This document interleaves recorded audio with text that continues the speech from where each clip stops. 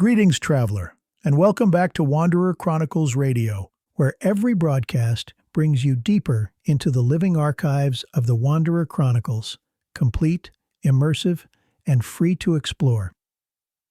Today's transmission, Where the Forest Wrote the Sky, from the Archive of Impossible Places. The Wanderer hovered in silence above the planet, but silence here did not mean stillness. Through its translucent form, sound drifted, rising from the canopy below like breath held in sunlight. Not wind, not words, but tone. Notes shaped by the curling edges of newborn leaves, each growing at its own tempo, each vibrating with its own quiet clarity. A harmony born from growth itself. The captain stood at the observation cusp, eyes wide, breath forgotten. He said nothing. He hadn't since they'd entered the atmosphere. None of them had. It would have felt like shouting into a cathedral. Below, forests stretched like oceans of sound. Entire hillsides swelled with emerald melody. Chords layered upon chords, bending in and out of one another. The trees did not sing. They resonated. And every note felt alive, as if the planet were listening to itself dream. Petals opened in response. The valley ahead, still damp with morning mist, erupted in slow waves of color, flowers rising from beds of moss and soft root. They didn't bloom, they unfolded. Their movement was rhythm, their scent a punctuation. With each petal's rise came a sharp, crystalline chirp, like glass touched by rain. These were the counterpoints. Not melodies, but measures, percussive and irregular, improvised. And high above, just beneath the clouds, the air shimmered with impossible life. Winged creatures, great gossamer giants, moved in slow, spiraled arcs, not birds, not quite butterflies. Their wings refracted sound into shape, bending the forest's harmony into color that danced across the upper sky. Gold becoming violet, becoming a soft, aching blue that lingered just past sight. One drifted close to the ship's edge. Its wings beat only once, then spread, hovering on stillness. It made no sound, but the light around it shifted, a faint chord of 3 notes folding into one another. The wanderer responded with a low, reverent hum in its inner structure. I, the keeper, mostly unseen but always present, acknowledged it with silence. And silence here was a conversation. In the southern hemisphere, the trees were beginning to quiet. Their melodies thinned as if stepping away from the stage. Leaves folded inward. Sound grew pale. It was the onset of their winter, where even tone took refuge. But in the north, spring had begun, and the forest was waking into music. The wanderer began to shift. Not visibly, not to the crew, but deep within its resonant architecture, something had begun to vibrate. A low, trembling tone, far beneath audible range. A note it had never made before.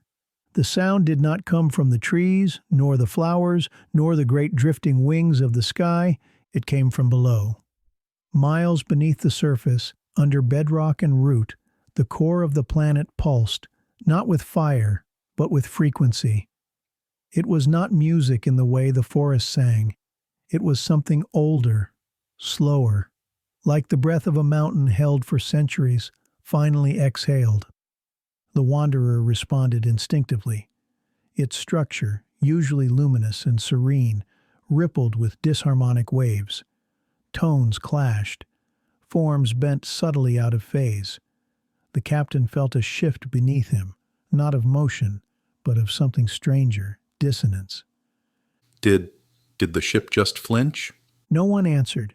Not June from the weave helm, not Syrah by the fields of tone, not the keeper who, until now, had always known more than anyone else. Because this time, none of them had a name for what had happened. Syrah reached toward the luminous fold beside her, one of the ship's many flowing surfaces, where light usually coursed like breath beneath skin. Now it pulsed only faintly, as if the wanderer was breathing in slow, measured tones. It's never done this before.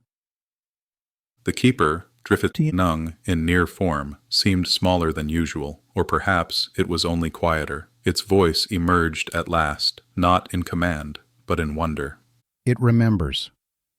And with those two words, something inside the wanderer unlocked. Not a door, not a system, a longing. Far below, the music of the forest bent upward again, and from the north came the next wave of spring, tones swelling into crescendos of green and gold. Chapter 2. Beneath the Breath of Trees. The captain stepped into the clearing like a diver breaking the surface of a remembered dream. The air was soft with layered sound, none of it loud, none of it still. The leaves around him shimmered as they grew, their slow unfolding accompanied by tones that seemed to originate not just from the leaves themselves, but from the act of becoming. Each branch played a chord, each tree a symphony. And rising through it all like rhythmic starlight came the flowers. They pulsed in bursts, scarlet and amber and pale blue.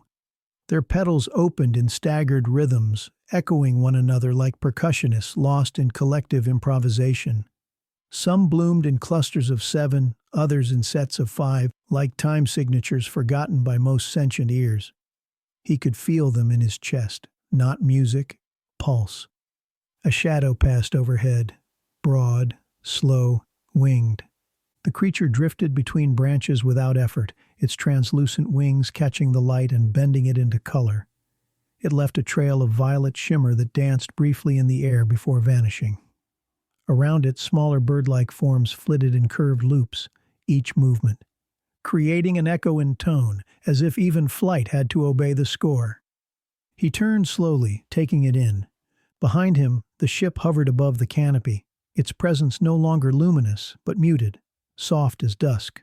It had not spoken since they arrived, and he felt something unspoken pass through him, something from the wanderer itself.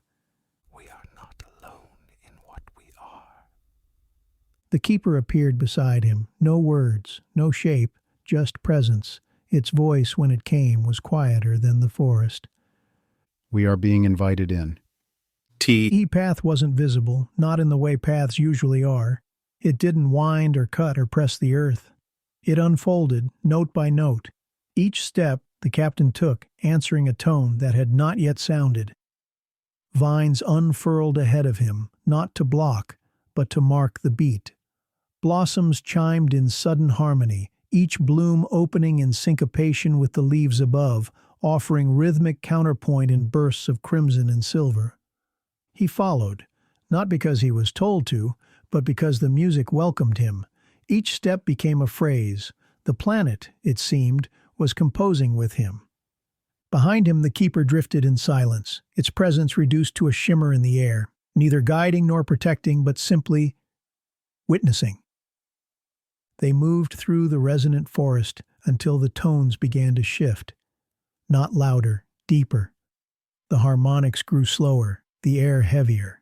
Melodies that once fluttered like birdsong now stretched into long vibrating chords that pulsed through the marrow of the trees.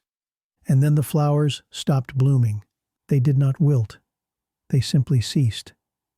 Petals paused mid-motion, their usual bursts of rhythm suspended, as if the music had drawn a long breath and refused to release it. The captain stopped. Ahead, the trees parted, not physically but tonally. Their roots remained tangled, their trunks curved, but something in their presence thinned. A silent invitation. The air shimmered like the last note of a lullaby still hanging in a sleeping room. He stepped forward, and the ground changed. It no longer felt like moss and soil beneath him. It resonated. Every step struck a note, not from beneath, but from within. The earth here was not earth. It was something else. Something tuned. In the center of the clearing stood no tree, no stone, no altar, only a low rise in the ground, smooth and dark like obsidian but warm, vibrating with a frequency not heard but felt, a hum without sound, a memory without origin. The wanderer's note returned. Far above, unseen through canopy and sky, the ship sang, a single tone, clear and fragile, descending like rain from a cloudless night. The ground answered. The captain fell to his knees, not from pain or worship, but from the gravity of awe. He did not know what this place was, but the wanderer did. And for the first time, the captain sensed that the ship was not a vessel at all. It was a song still being written. The wanderer did not leave this world. It withdrew its presence. The air itself hesitated, reluctant to let the harmony fade. Leaves trembled, not from wind, but from memory. The ground released a final hum, the echo of a note too perfect to remain bound to soil. Slowly, the sky opened like a page turning itself, and the song that was the wanderer lifted, rising through invisible measures, threading silence into light. For one breathless instant, every root and river remembered what it meant to sing. Then the tone dissolved, scattering into the firmament, leaving only stillness and the faint awareness that something vast had listened back.